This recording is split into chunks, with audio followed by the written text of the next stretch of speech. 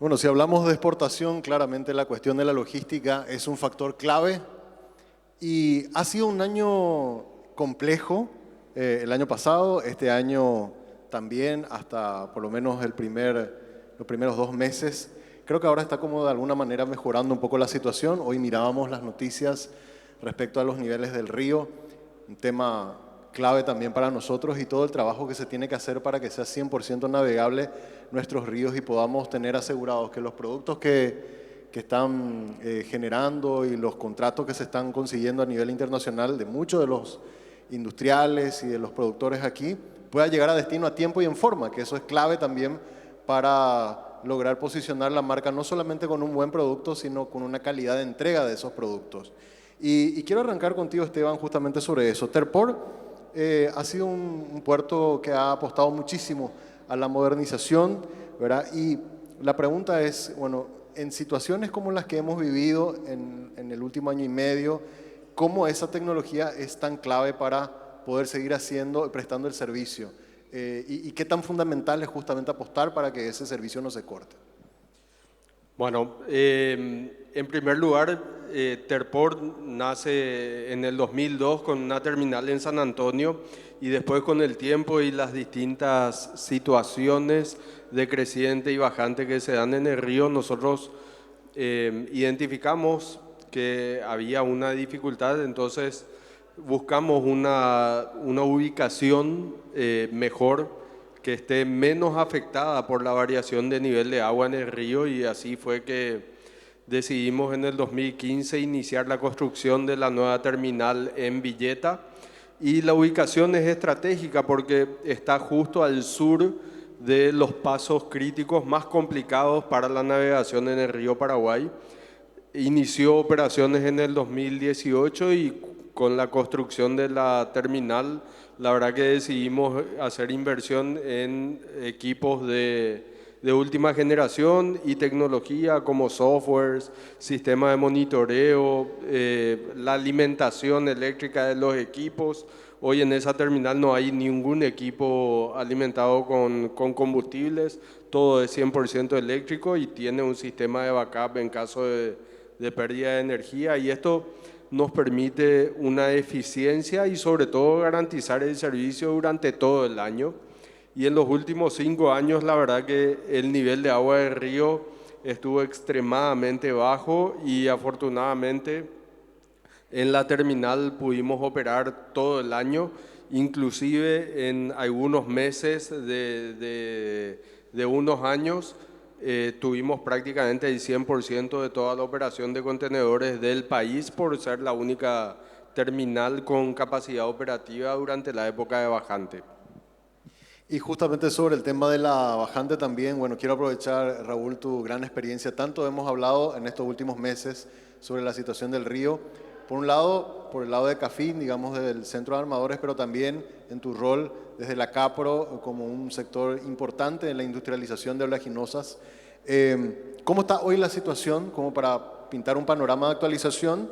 Y desde CAPRO, ¿cómo están viendo ustedes también el hecho de que se siga invirtiendo en la infraestructura para eso que siempre se dice, que el río sea esa autopista que nos permita tanto importar como exportar con tranquilidad?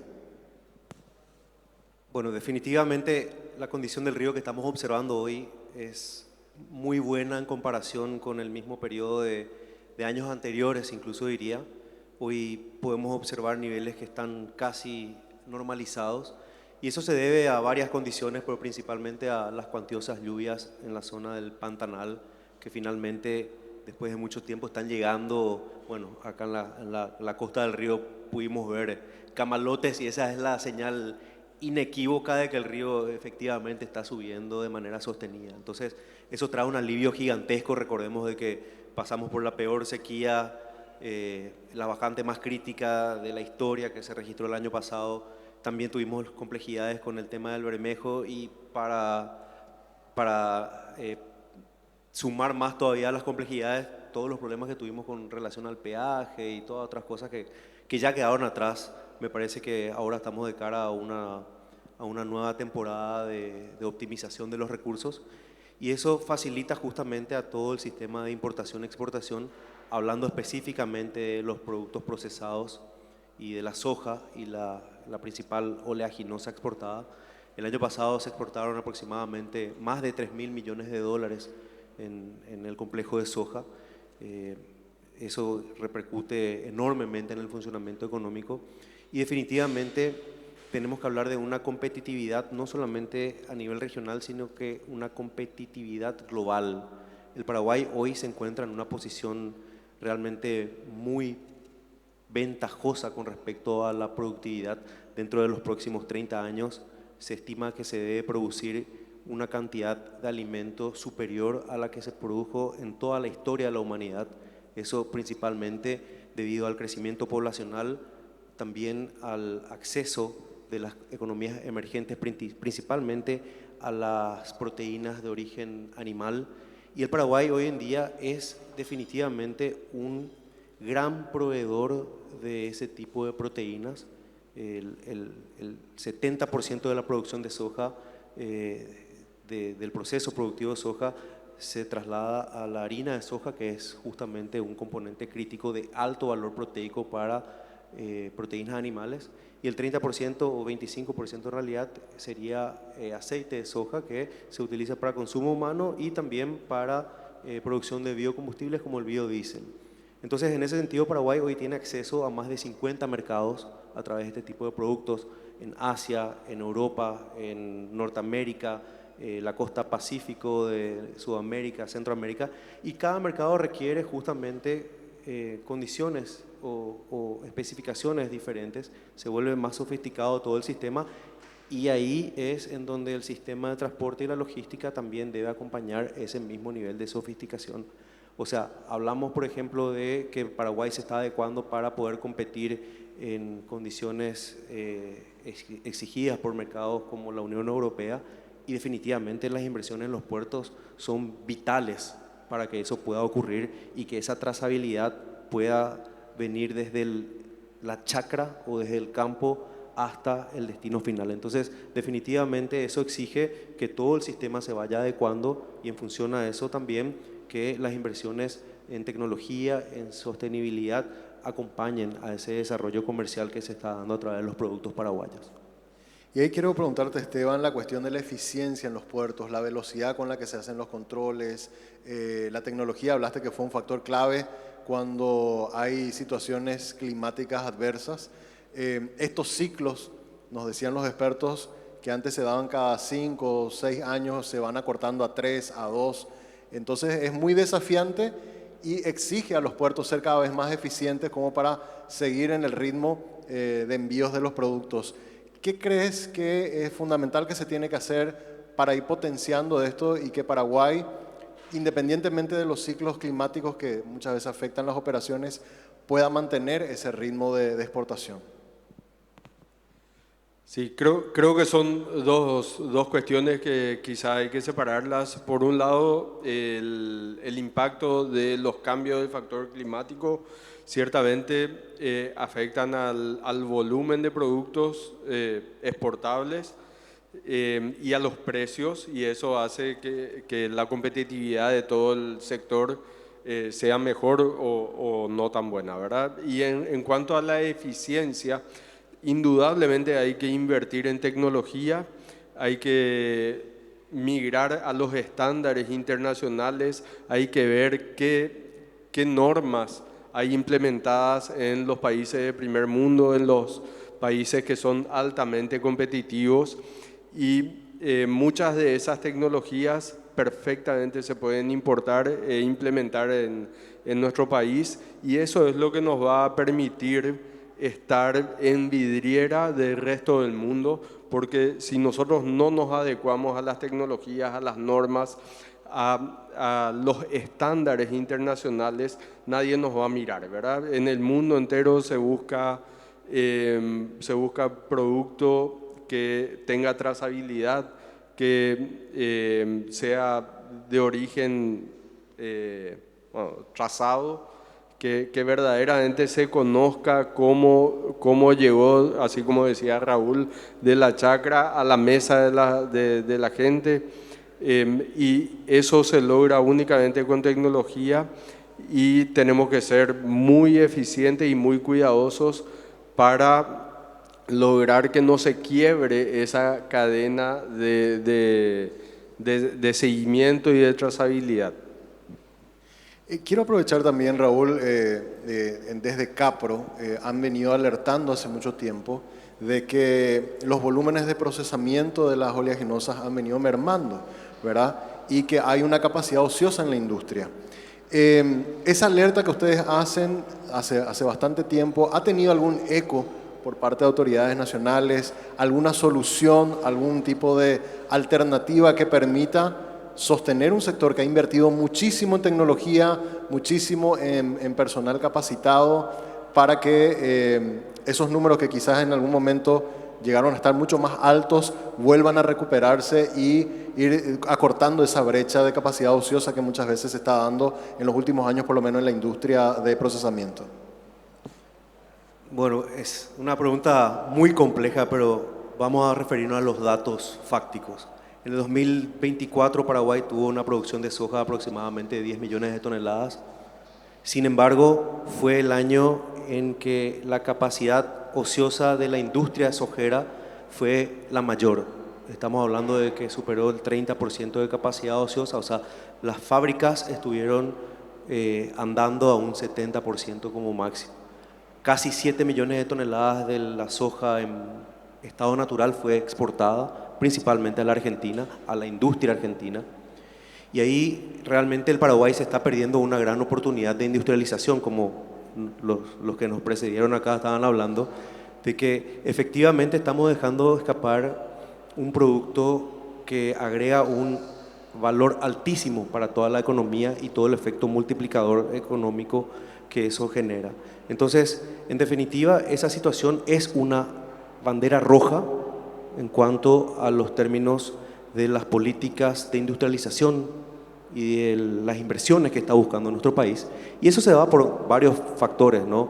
Evidentemente hay una economía, un dinamismo de mercados, hubo, digamos, cambios en los flujos de productos, hubo cuestiones geopolíticas que afectaron, pero también está relacionado con incentivos necesarios para la industria, que definitivamente si el país toma la decisión de avanzar por el camino de la industrialización del principal producto dentro de un esquema del sistema productivo agroindustrial, me parece que son necesarios algunos ajustes y de manera propositiva Capro busca justamente acercarse a buscar esas soluciones, no solamente para desarrollar los mercados internacionales, como mencioné, Paraguay está en una posición envidiable hoy con respecto al futuro brillante que tenemos como un país productivo y con todo eso, pero también para el desarrollo del mercado interno. Hubo un crecimiento importantísimo en el mercado interno. Al producir y procesar la soja localmente, eso se genera justamente en valor también que se traslada al sector agropecuario, al sector bovino, al sector aviar. Podemos atraer inversiones de la industria avícola para el nivel regional, podemos producir biocombustibles, biodiesel y otros temas. Entonces, en definitiva, la idea y la visión que tenemos es justamente avanzar por el camino de la industrialización y que efectivamente esa capacidad ociosa pueda minimizarse y que el Paraguay tenga condiciones de competir en mercados globales, no solamente regionales y locales. Y una consulta más, y voy contigo, Esteban. Los niveles de los ríos siempre generan un poco la expectativa de lo que va a pasar también en el año en términos de actividad económica. Pero la pregunta que siempre nos hacemos, ¿qué inversiones hay que hacer para que eso, la variable del clima, sea solamente algo anecdótico y que nosotros tengamos dragados permanentes, o hay alguna otra solución que se pueda tomar? Nos contaban algunas experiencias en Estados Unidos o en Europa donde hacían que las vías de transporte fluvial, independientemente de las situaciones en las que estén el clima, son navegables. ¿Cuál creen ustedes la visión que tienen desde Terpor, que son las vías de solución definitiva o por lo menos de más largo plazo que las que se están tomando actualmente? Bueno, en realidad coincidentemente me toca trabajar muy activamente con Raúl en el Centro de Armadores y desde el Centro de Armadores Fluvial y Marítimo, el cual presidió Raúl el último periodo y yo fui vicepresidente. Trabajamos muy activamente con el gobierno para lograr que se licite y adjudiquen contratos de dragado de mantenimiento de los ríos. Y los contratos están terminando este año luego de un periodo de 3 años de vigencia.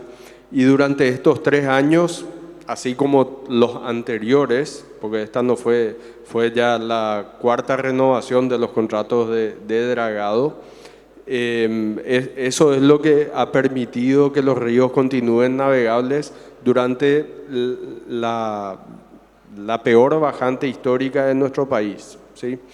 Efectivamente, ese es el camino. Hay que trabajar en un plan. Justamente ayer debatíamos sobre el nombre o la figura que se tiene que establecer, pero en realidad lo que hay que hacer es elaborar un plan de largo plazo que nos permita previsibilidad y visibilidad de qué es lo que va a ocurrir para administrar el régimen de lluvias, que es lo que determina el nivel de agua en el río, ¿verdad? Únicamente ejecutando obras adecuadas vamos a poder tener mejor previsibilidad sobre la condición de navegabilidad y permitir a los ríos sacar e importar los productos que necesitamos en este país. Paraguay es altísimamente dependiente del factor climatológico y de la vía navegable para las exportaciones e importaciones. Entonces necesitamos ponerle mucho foco, necesitamos gente verdaderamente especializada en la materia, cosa que hoy no tenemos. Dependemos realmente de una persona que está capacitada y que se fue capacitando con las experiencias de los últimos años. Paraguay tiene que tomar muy seriamente este tema, entrenar y capacitar adecuadamente a la gente que tiene que liderar estos proyectos de infraestructura de los ríos. Hay que dragar y hacer otras obras de contención de costa, de encauzamiento de canal, distintas obras, ¿sí? Y ahí una última, Raúl, también, cuando ocurría la cuestión del Bermejo, de este exceso de sedimentos que vimos en la confluencia con el río Paraguay, fue clave la participación del sector privado para alivianar un poco ese problema de tener casi 400 contenedores, recuerdo, un poco parados ahí sin poder avanzar. Esa visión de largo plazo que nos decía Esteban es clave y entiendo, me decía la gente de la ANNP, que hay una draga que está viniendo, creo que de Japón, si mal no recuerdo, complementarse con estos equipos que hay también en el sector privado, mirar esa visión de equipo, digamos, del sector privado público, tratar de inyectar mayor energía a eso a fin de que evitemos situaciones como la que hemos vivido. Eso es un factor clave, Raúl. En definitiva, y complementando lo que mencionaba Esteban, para los importadores y exportadores son claves dos factores principalmente que determinan la competitividad. Primero, los costos y la previsibilidad, y ambas cosas están relacionadas entre sí. Tener embarcaciones paradas por más de 20 o 30 días, productos que no están llegando, industrias que no están recibiendo sus insumos para producir, exportaciones que están pagando penalidades fuera de contrato, eso genera una disrupción económica en todo el sistema y genera costos que muchas veces hace que sean insostenibles para el correcto funcionamiento de las industrias y del sistema productivo nacional. En definitiva, los trabajos que se están realizando con los dragados tienen muchas cuestiones que mejorar, pero igual así han logrado mantener una condición razonable de navegación y ocurren estos eventos extremos como el tema del Bermejo, que por condiciones naturales se colmató el canal natural y no existía otra posibilidad de que los equipos contratados por el gobierno puedan hacer frente a una condición tan extrema como se vivió. Por ende, el Centro de Armadores, liderando todo un bloque del sector privado, reacciona e inmediatamente posiciona dragas a costo cero para el Estado paraguayo, totalmente financiado por los armadores, que finalmente lograron o logró un trabajo exitoso. Y es un modelo, digamos, es un caso de éxito de trabajo entre el sector público y el sector privado, en donde la coordinación de acciones, la asignación de recursos, optimización de esos recursos, logra justamente hacer frente a una condición extrema como la que fue. En definitiva, ese tipo de equipos son necesarios. Hoy tenemos una sola draga autopropulsada, que es la que estuvo trabajando en el Bermejo en estos días, y esta draga que está llegando de Japón, como mencionaste, de la ANNP, efectivamente también tiene condiciones de realizar ese tipo de trabajos que, en definitiva, dándole un buen uso, porque tenemos que tener mucho buen criterio y buen sentido de qué tipo de uso se le va a dar y velar porque se le dé un uso de manera correcta, pero dándole un buen uso, en definitiva, eso va a traer lo que decía al comienzo, una previsibilidad que va a generar una estabilidad de costos que es clave para los importadores y los exportadores. Entonces, en definitiva, creo que eso se debe manejar a través de las instituciones. Estamos fomentando el desarrollo de un plan de reformas institucionales que están siendo propuestas por el sector privado, que en definitiva creemos que van a poner o va a poner a las instituciones a cargo de la gobernanza de todo el sistema al nivel requerido por las empresas, por los importadores, exportadores y por todo el sector económico nacional. Entonces, el Paraguay me parece que tiene que dar ese paso de calidad. Debemos dejar ese subestándar de trabajo, de gestión, de así nomás vamos a hacer. Eso ya no existe el día de hoy para nosotros y en nuestra visión. Entonces, desde el sector privado, como mencionaba Esteban, el trabajo que estamos impulsando desde las diferentes cámaras es justamente dar ese paso, ese salto de calidad que es requerido para una mejor implementación de todas estas mejoras. Esteban, Raúl, muchas gracias por su participación. Un aplauso para ellos que nos contaron cómo está la logística en Paraguay el día de hoy. Gracias.